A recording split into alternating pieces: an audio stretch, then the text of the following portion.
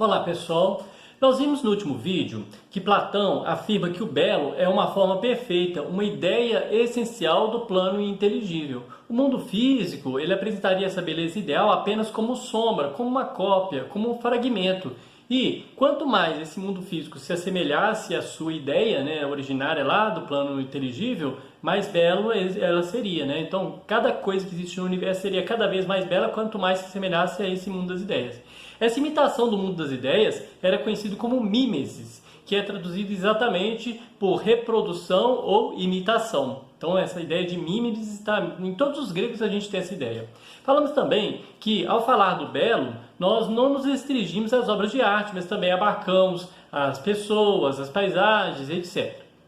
E ao falar de Aristóteles, nós dizíamos que ele não aceita essa separação em dois planos da realidade como fez Platão.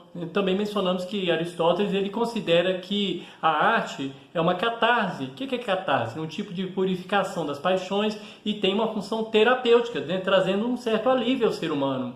E além dessa catarse, ela também teria uma função ética ou pedagógica, porque ela acabaria fazendo com que as pessoas experimentassem no plano das emoções sentimentos que poderiam prepará-los para a vida. Então, por exemplo, na tragédia, quando você vivencia a emoção da tragédia em algum momento, você se prepara para a vida. Então, a arte seria uma preparação para a vida. Seria a catarse e seria também uma preparação, teria um sentido ético-pedagógico. Na Idade Média, há uma mudança nessa concepção de beleza, principalmente quando se refere ao corpo humano, porque como ocorria na Grécia Antiga, nós tínhamos uma ideia de tentar mostrar uma certa fidelidade nessa cópia, etc. Especialmente pela influência religiosa que a gente tem na Idade Média. O corpo humano, nesse período, ele está associado ao quê? Ao mundo material, aos valores terrenos, e é desprezado em relação aos valores espirituais. O corpo é visto como o oposto da busca pelo divino, do eterno, uma vez que ele se torna o símbolo do pecado, da tentação, do erro. Mas é importante a gente ressaltar que eles nem mesmo tinham uma preocupação com uma representação fiel das formas corporais, porque havia um desprezo ainda maior pelo plano sensível, em função do plano inteligível, que no caso dos medievais coincidiria com o paraíso celeste. Por isso, nas muitas obras de arte medievais, é possível a gente verificar essa desconsideração pelas formas corporais, quando a gente percebe, por exemplo, as figuras humanas desenhadas de forma retilínea ou com formas triangulares, e sempre apontando para as alturas, uma referência ao céu, ao paraíso celeste. Então vocês veem que essa ideia da religião influenciando a Idade Média, ela não está presente apenas na filosofia e na ciência, mas também na arte, na estética.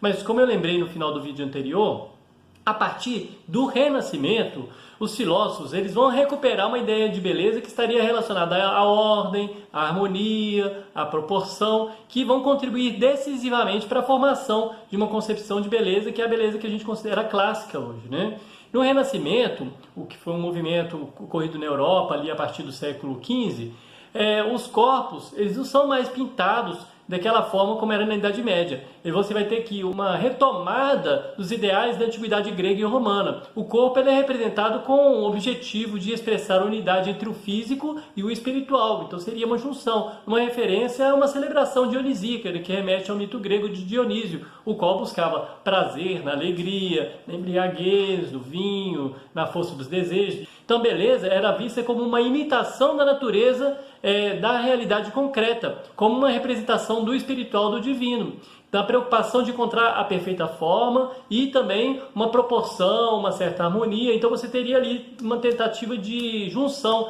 entre o plano espiritual e o plano corporal, o plano físico, Isso no Renascimento.